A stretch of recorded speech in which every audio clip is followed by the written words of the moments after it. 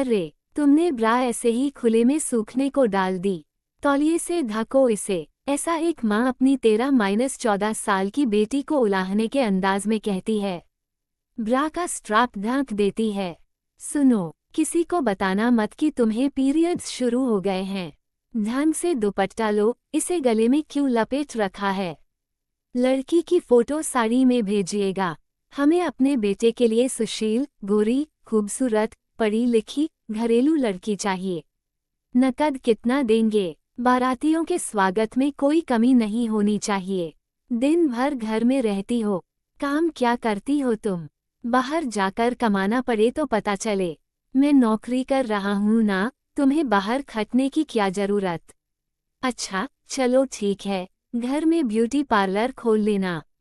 बाहर काम करने का यह मतलब तो नहीं कि तुम घर की जिम्मेदारियां भूल जाओ। औरत होने का मतलब समझती हो तुम? 5 जी, मैं अंकिता मिश्रा हूँ। शादी से पहले अंकिता त्रिपाठी थी। ये है मेरा बेटा रजत मिश्रा। तुम थकी हुई हो तो मैं क्या करूँ? मैं से नहीं करूँगा क्या?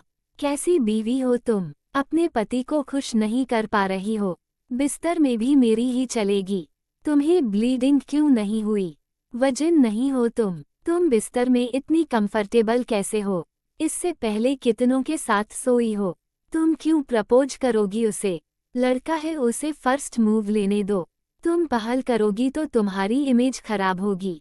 नहीं नहीं, लड़की की तो शादी करनी है। हाँ, पढ़ाई में अच्छी है तो क्या करें, शादी के लिए पैसे जुटाना ज़्यादा जरूरी है। बेटे को बाहर भेजेंगे, थोड़ा शैतान है लेकिन सुधर जाएगा। इतनी रात को बॉयफ्रेंड के साथ घूमेगी तो रेप नहीं होगा। इतनी छोटी ड्रेस पहनेगी तो रेप नहीं होगा। सिगरेट शराब सब पीती है, समझ ही गए होंगे कैसी लड़की है। पहले जल्दी शादी हो जाती थी, इसलिए रेप नहीं होते थे। लड़के हैं, गलती हो जाती है। फेमिनिज्म के नाम पर अश्लीलता फैला रखी है। 10 लोगों के साथ करना और बिकिनी पहनना ही महिला सशक्तिकरण है क्या? मेट्रो में अलग कोच मिल तो गया भाई, अब कितना सशक्तिकरण चाहिए? क्रिस गेल ने तो अकेले सभी बोलर्स का रख कर दिया। लंबी लिस्ट हो गई ना? इरिटेट हो रहे हैं आप? सच कहूँ तो मैं भी इरिटेट हो चुकी हूँ ये सुनकर कि मैं देश की बेटी, घर की इज्जत, माँ और देवी हूँ। नहीं हूँ मैं ये सब। मैं इंसान हूँ आपकी तरह। मेरे शरीर के कुछ अंग आपसे अलग हैं, इसलिए मैं औरत हूँ। बस, इससे ज्यादा और कुछ नहीं।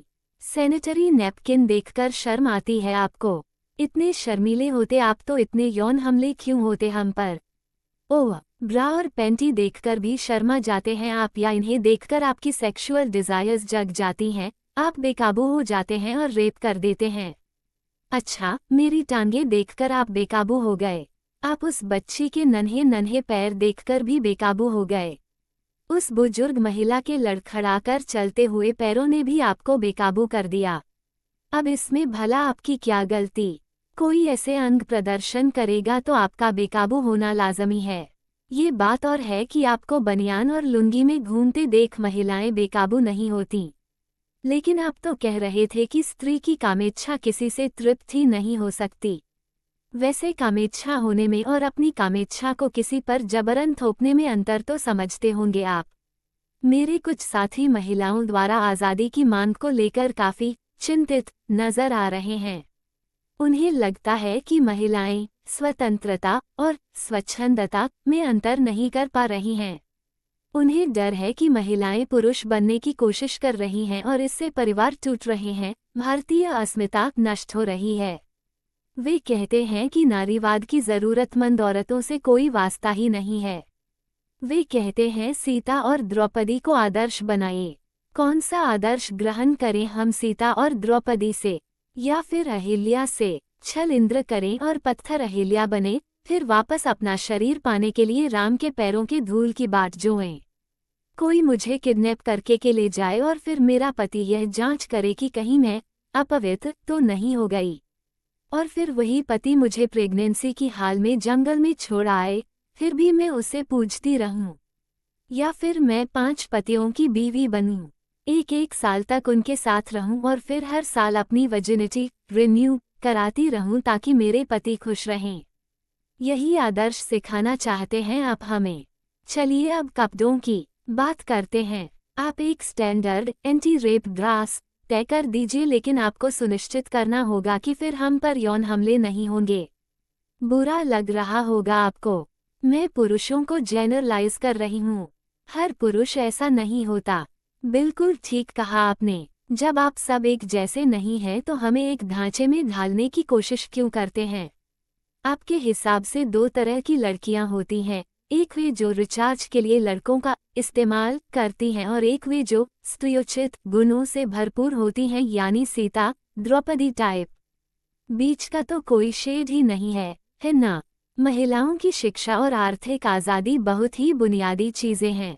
ये बुनियादी हक भी उन्हें आपकी दया की भीख में नहीं मिले हैं। उन्हें लड़ना पड़ा है खुद के लिए और उनका साथ दिया है ईश्वर चंद्र विद्यासागर, राजा राम मोहन राय और ज्योतिबा फुले जैसे पुरुषों ने। सच बताए, आप डरते हैं न औरतों को इस तरह बेफिक्र होकर जीते देखकर। आप बर्दाश्त नहीं कर पाते ना कि कोई महिला बिस्तर में अपनी शर्तें कैसे रख सकती है। आपका ईगो हर्ट होता है जब महिला खुद को आपसे कमतर नहीं समझती। फिर आप उसे सौम्यता और मातृत्व जैसे गुणों का हवाला देकर बेवकूफ़ बनाने की कोशिश करने लगते हैं। सौम्यता और मातृत्व बेशक श्रेष्ठ गुण में आते हैं, तो आप भी इन्हें अपनाए ना जनाब। क्यों अकेले महिलाओं पर इसे थोपना चाहते हैं?